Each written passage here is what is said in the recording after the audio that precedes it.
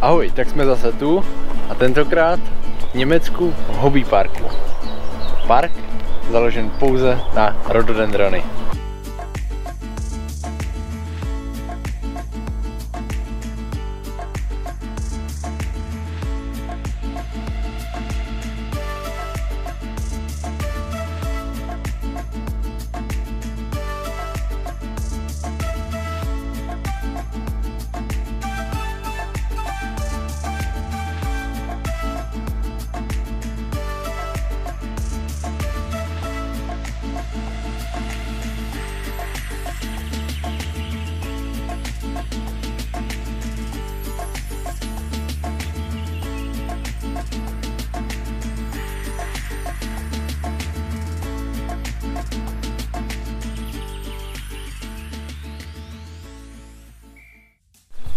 Pokud jste milovníci fauny a flory, vyražte sem, protože jsou tady artikly, které tady stojí za zmínku a jsou tady rododendrony, které jsou z první světové války. Tento, třeba z roku 1910, má zhruba 8 metrů, takže se to opravdu vyplatí sem jet. Je to něco nádherného, je tu klid. I když je tu vysoká návštěvnost, my jsme sem přijeli a plný parkoviště lidí, ale je to nádhera. Všechno v květu, určitě to stojí za to sem vyrazit.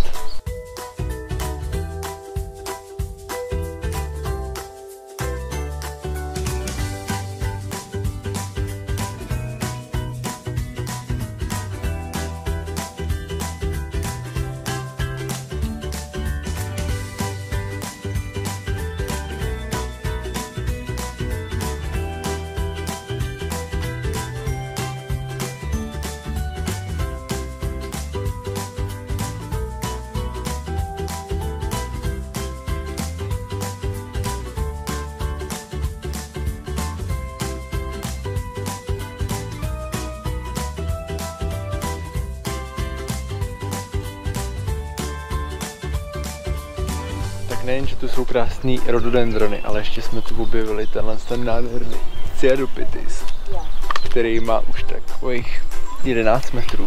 A to teda nádhera. Ono z dálky to vypadá jak borovice, bych pravdu řekl, ale tohle je prostě něco božího. Podívejte se sami.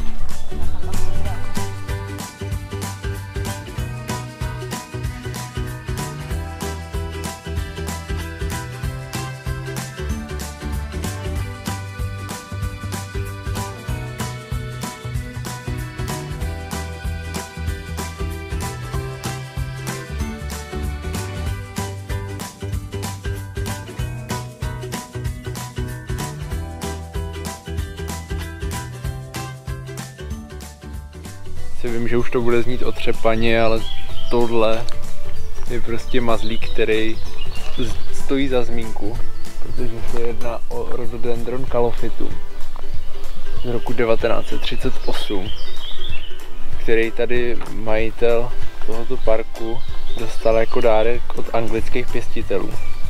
A fakt, tohle se jen tak nevidí.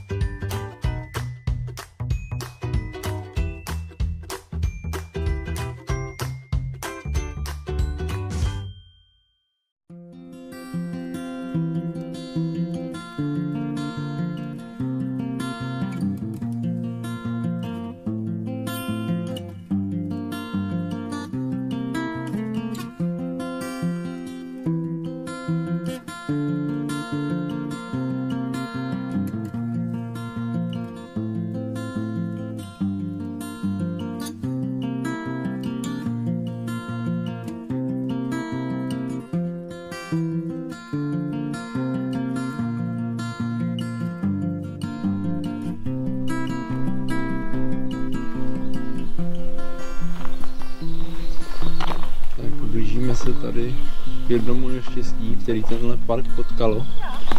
A jedná se o zásah bleskem do jednoho ze stromů. Kolika let je asi pak bylo?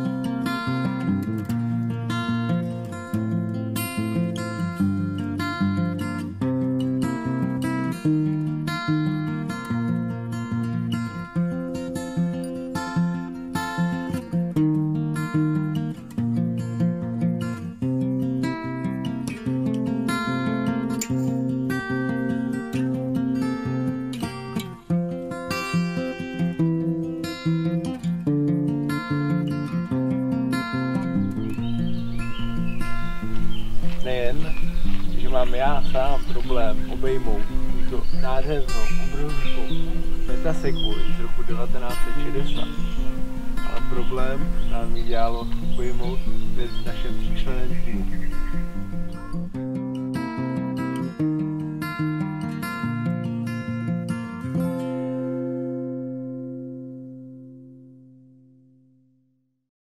Ač neradi odcházíme tak trochu rozpolceni. Bolí nás nohy, máme prázdné žaludky, ale ve výsledku jsme syti. Syti toho nádherného, co jsme tady mohli vidět. A za to všem, kteří se tímto hodně dlouho zabývají a dlouho vkládají hodně úsilí do tohoto velkého projektu a cíle, který tu vytváří, tak bych jim chtěl i celým jménem Zahradnického košíku poděkovat, protože je to něco neskutečného a něco takového by se mělo dochovat i pro další generace. Děkujeme, že jste se koukali, sdílejte nás, lajkujte a mějte se zase někdy. Ahoj! Ahoj!